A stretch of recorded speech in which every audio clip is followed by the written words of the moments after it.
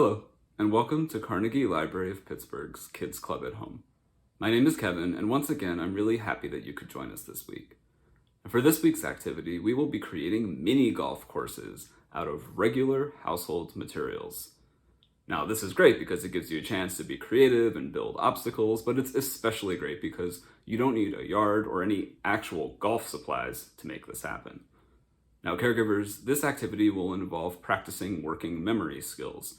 And working memory is the ability to briefly hold on to new pieces of information and use them for problem solving before discarding them. And this activity specifically will involve visual working memory skills as participants arrange their course and kind of have to remember what it looked like before when maybe it worked a little bit better. Working memory is really important in all sorts of learning, from multiple step math problems to pattern recognition when learning how to decode or read words. But before we get started, let's do our icebreaker this week. And since we'll be working on a game this week, let's think about games. And I guess my question is, what's your favorite game to play? Could be now, it could be something from the past, could be a board game, a video game, an imaginative game, whatever works for you. What's a game that you really like to play? This is tough for me. I like to play video games a lot. That's the main style of game I like to play. Right now I'm playing a really cool video game called Stardew Valley. And basically you get control of this farm and you get to build it as big or as small as you want while making friends with all the other people in the town and helping them out. Not really a farmer in real life, but it's fun to pretend in a game, and it's a pretty relaxing experience as well. So what about you? What's a game that you really like to play? Please share it with us in the comments wherever comments are open. So as I said, this week's activity involves creating a mini golf course, or at least a mini golf hole, out of regular household materials. But before we get started, let's take a moment to think about mini golf. It's a pleasant thought. When you think of mini golf, whether you've seen it or played it actually, what do you think of? Let's take a moment to think about that. And for me, I think of, two main things. The first thing is, the object of the game. It's to knock the ball into the hole. And that's the same as regular golf. But what makes mini golf different is all the obstacles designed to get in your way and keep you from accomplishing your goal. There are ramps, barriers, walls, mechanized devices, dinosaurs, all sorts of wild stuff designed to keep you from doing what you're trying to do, get the ball in the hole. And that means that if you're anything like me, mini golf involves a lot of collisions, one object bumping into another. For example, let's say there's a tunnel that leads right to the hole, and you decide you're trying to knock the ball through the tunnel. But again, if you're anything like me, the ball might hit the side of the tunnel and go careening off into an unexpected direction. That's a collision. Let's think about collisions for a second as well. What is a collision? We've established that it's one object hitting into another, but are there other types of collisions, different varieties? I can think of small collisions, like if I'm typing something, my finger or whatever I'm typing with, hitting a key, that's a small kind of collision. And then there are bigger collisions, like if I'm playing baseball, or more likely if I'm watching someone play baseball and the bat hits the ball, that's a much bigger collision.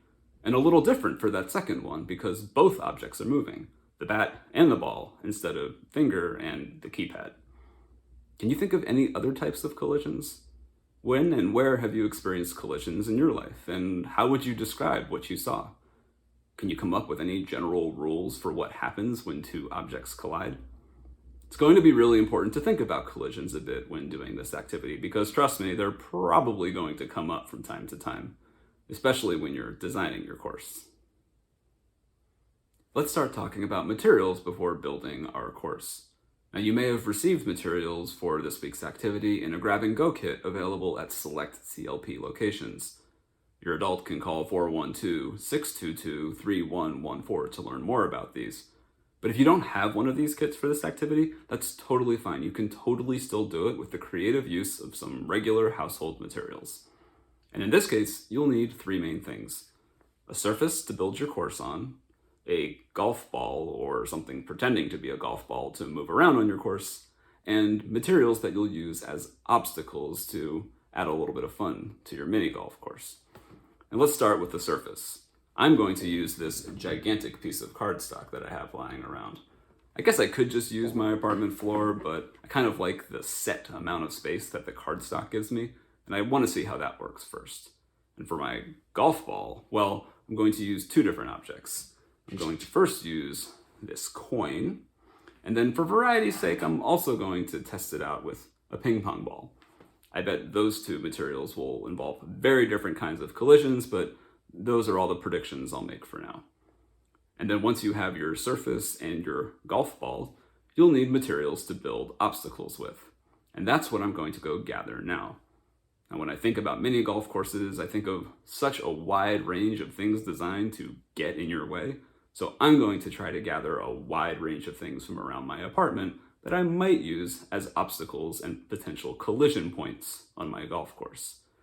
So you can do the same thing. Track down a surface, at least one golf ball, and some materials to use as obstacles.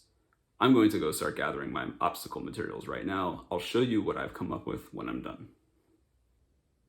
So here are some objects that I've gathered from around my apartment that might be useful as obstacles in my mini golf course. Let's take a look at them. Here are some candles. I like them because they're pretty heavy, and that could make for some interesting challenges and collisions. Here's a cardboard tube. Maybe I'll cut it open, maybe I'll leave it as is, I'm not sure, but I like how kind of light and versatile it is. Here's some plastic cups. I could put things in them, I could turn them upside down, I'm not sure, but they're seeming like they're pretty useful. Here's a cardboard cereal box. Now this I could cut up, I could turn it into a ramp, I could make it into all sorts of different things by taking it apart. Pretty sure I'm going to use that one. Here's some Pez dispensers. Half of you might not really know what I'm talking about here, but I used to collect these when I was a kid, and I could see these being good decorations or light, very easily movable obstacles. Same with these rubber duckies, I guess. I'm not really sure where these even came from, but these might be more decorations than obstacles. Empty ice cube tray. I don't know, seemed like an interesting thing to try. And importantly, these are small, but these are a bunch of rubber bands, and these could be really useful as connectors, as a tool for attaching things to one another. Same for this plastic clip right here. So here's what I've gathered. I might use some of it, I might use all of it. I guess there's a chance I'll use none of it. But the great part about this activity is that you don't have to stick with what you got. You can change it around at any time. So, you might see some of these things in my final creation and you might not, but this is kind of where I'm starting. So what about you? What did you find? Did you find anything similar? And if you haven't started looking yet, maybe this gave you some ideas. Anyway, this is what I've got, and this is what I'll consider using when I start building my course. So now that I have gathered my materials, it is time to start building my course. And for me, that means laying out my surface, my gigantic piece of cardstock, and marking the beginning and the end of the course, where the ball, or in my case, the coin, will start, and where I'm trying to get it to go, the hole at the end. You can use pencils, markers, crayons, tape, but do take a moment to consider your surface and how marking it off might damage it or hopefully not damage it. You might want to check with an adult to make a decision about how you're going to show the beginning and the end of your course on your surface. Once you've done that, it's time for the good stuff, everything in between. The obstacles and challenges and decorations that are between the start and the end point on your course. Think about where you might want to set things up. What kinds of collisions might happen, especially depending on what kind of golf ball you decided to use. Think about how challenging you want your course to be and where the trickiest parts might be. And you really might want to consider testing it along the way. Don't be afraid to tinker and try new arrangements the whole time through. There's really no wrong way to do this. I'm going to start building my course now. You'll see me do it in fast speed, and then I'm going to play through it for you. We'll see if my mini golf course skills in this activity are any better than my real life ones. That wouldn't be that hard to accomplish.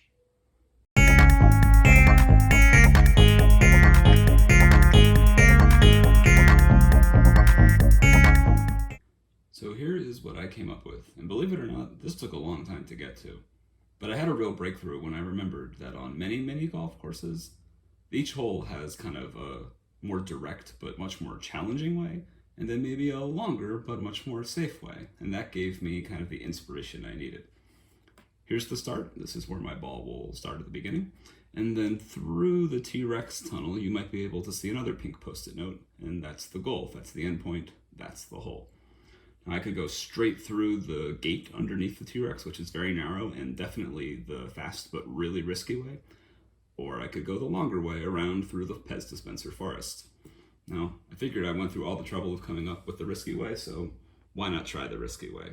I'm going to play through it for you. Let's see how it goes. Here's my ball. It's just a penny. And I can start anywhere here. I'm going to line it up and I'm just going to push. Maybe I can get it through the gap on the first try. Let's see. Oh, right in the gap. I guess it could be a lot worse. Let's see if I can get it the rest of the way to the hole. Have to use my other arm here. Oh no, I only pushed it forward like a centimeter. Let's try one more time. Oh, still just a centimeter. Can I finish it up? And it went off the course. Just want to be fully transparent about that. So I feel like I learned a few things there. Maybe larger hands or arms is a little tricky to navigate in that area. And maybe I want to consider some sort of barrier to keep things on the course, or some sort of rule if things go off the course. Anyway, I like that as a first try. What about you? How did your course go? Did you figure out any challenges? Anything you learned from testing it along the way? Definitely share whatever you built and noticed with us in the comments wherever comments are open. So I played through the course a few more times using the coin, just like you saw me do, and then I decided to try it out with this ping pong ball. And I have to say, it was completely different with the ping pong ball. Can you guess how? Yeah, if you're thinking about collisions, you're exactly right. With the ping pong ball, there were way more collisions than with the coin, and the collisions made the course almost completely unplayable.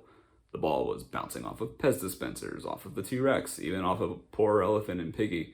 It was kind of chaotic and very difficult to play through, and I learned that if I were to use the ping pong ball only, I would basically have to completely redo the course to make it fun and fair for players. What about you? Did you try your course with a different object as your ball? And if so, what did you notice? What was similar to the first object? What was different? And especially, what did you notice as far as collisions? Were there more collisions? Fewer collisions? Different types of collisions than before? Like I said, for me, it was a completely different experience with the ping pong ball. So now that we've created and tested out our courses, it's time to get others to play through them. Hopefully they can have some fun playing on them as well. And to do that, we'll create a quick little advertising flyer, something that attracts people to our course, that shows the name of the course, where it is, what's special about it, all those kinds of things that actual mini golf courses tell their potential players as well. So take a moment to think about what kind of pictures or words you might want to include on your flyer that will attract people to your course. And if you're unsure, just keep watching, see what I do, and maybe that will give you some ideas. Now, caregivers, this portion of the activity involves visual literacy. Certainly, literacy involves letters and words, but it also involves design and layout as well. And that ability to effectively combine letters and words and other key pieces of written information with appealing imagery is a really important skill to practice and to have experience with, especially in a society as full of symbols, graphics, and other forms of visual information as ours. I'm going to get started on my flyer now, and you don't really need much for this. A piece of paper, pencils, crayons, markers, whatever you have lying around is just fine, and I'll show you what I've got when I'm done.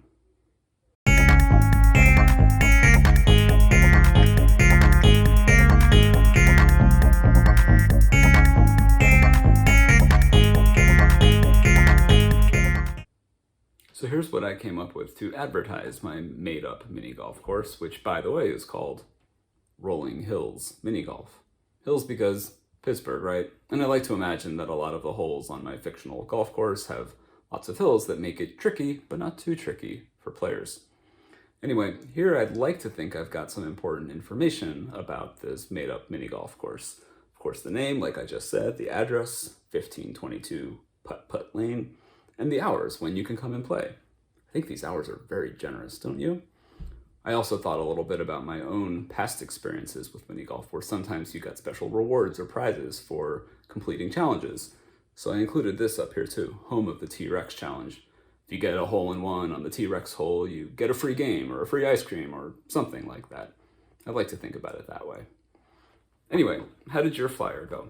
What kind of information did you include on yours that you think your mini golfers might want to know? Was your flyer similar to mine? Was it different? Did you include any special challenges like my T-Rex challenge? And now that it's done, or once it is finished for real, where do you think you might put it? Maybe there's someone in your house or home that you could give it to. I had so much fun designing and building and playing with my mini golf course today, and I especially enjoyed just how easy it was to make rearrangements and adjustments to what I had built, whether they were small or large. And it was especially cool to observe how collisions happened or didn't happen in all the different setups that I tried. Now, if you have suggestions for future activities for us to do at Kids Club together, we'd love to hear them. You can share them in the comments wherever comments are open. You can find us on Twitter as @Carnegie Library, or track us down on Facebook at Carnegie Library of Pittsburgh. And if you like today's activity and are interested in doing more explorations of motion and movement and objects and collisions, you can check out PBS Kids Design Squad's activities and videos. There are a whole range of options there, exploring lots of different science concepts. Some of them are simple, some of them are complex, and most of them are somewhere in between, but they're all great, and it's well worth exploring. And if you're interested in reading about problem solving and overcoming obstacles, we have a great book recommendation for you. It's a picture book called How to Solve a Problem, and it's written by Ashima Shiraishi and illustrated by Xiao. The author is actually a world champion rock climber, and she writes about how she approaches difficult problems, how she approaches getting from point A to point B when it looks like it's darn near impossible, and how she recovers when she falls, whether she actually falls or just feels like she's failed. It's an amazing choice, and it's available on Overdrive or Libby, which means that once you check it out, it's there for you to read on your screen right away. You can also check out our STEM book lists for different books about science, technology, engineering, and math, or just reach out to us wherever we're online, and we'd be happy to make recommendations for you. If you don't have a library card but are interested in getting one, we can help you out with that.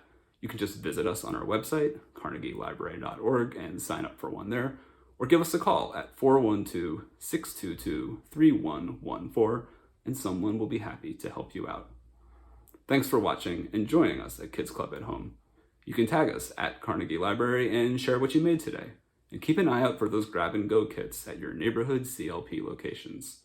We really enjoyed creating with you today, and we'll see you next time.